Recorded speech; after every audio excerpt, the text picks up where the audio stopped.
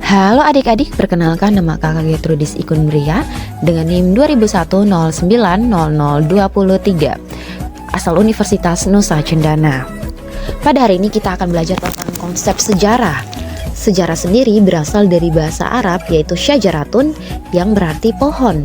Pohon memiliki makna pertumbuhan yang terjadi secara terus-menerus dari ranting, dahan, daun, dan buah seperti peristiwa sejarah yaitu bertumbuh. Adapun 3 unsur sejarah yakni manusia, ruang, dan waktu. Yang pertama adalah manusia. Dalam sejarah, manusia diposisikan sebagai subjek sekaligus objek. Subjek sejarah merupakan penentu jalannya sejarah. Yang kedua adalah ruang. Ruang merupakan dimensi tempat manusia dapat menghasilkan sejarah. Yang ketiga adalah waktu. Dari unsur waktu, adanya kronologis dalam sejarah. Sifat kronologi ini dengan konsep periodisasi atau pembabakan. Yang berikutnya adalah fungsi sejarah. Ternyata mempelajari sejarah juga berguna loh. Umumnya untuk memperbaiki kesalahan, namun dalam hal ini dirangkum menjadi 4. Yang pertama adalah fungsi rekreatif. Rekreatif sendiri merupakan sensasi berpetualangan untuk menikmati berbagai peristiwa yang terjadi, misalnya Gua Jepang dan Museum NTT yang kamu kunjungi. Yang kedua adalah fungsi inspiratif yang berguna untuk memberikan inspirasi atau ilham bagi manusia masa kini untuk bisa membuat segala sesuatu menjadi lebih baik. Dan yang ketiga adalah fungsi instruktif. Fungsi ini dapat membantu menyampaikan pengetahuan dan keterampilan sebagai warisan keterampilan dari manusia masa lampau. Dan yang keempat adalah fungsi edukatif, yaitu sejarah memiliki fungsi untuk mendidik, memberikan arahan atau pelajaran bagi kehidupan masa kini. Adapun 4 konsep dalam sejarah dan contohnya apa-apa saja ya. Kita mulai dari yang pertama, yaitu perkembangan. Konsep perkembangan ini dapat terjadi jika masyarakat yang mana juga berperan sebagai subjek dan objek dari sejarah bergerak dari satu bentuk ke bentuk lainnya.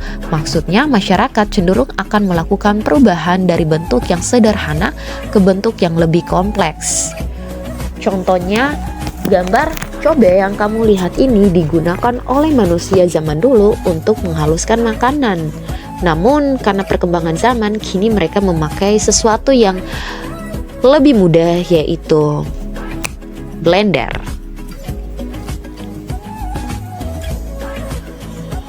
Dua, kesinambungan. Kesinambungan atau keberlanjutan merupakan konsep yang sudah pernah dilakukan pada masa lampau dan masih berlanjut sampai saat ini. Meskipun dalam sejarah ada perbedaan waktu, kesinambungan akan tetap ada dalam suatu peristiwa bersejarah. Meskipun ada beberapa hal yang berbeda seperti latar, waktu, pola, dan sistem yang tidak berubah dari masa lampau.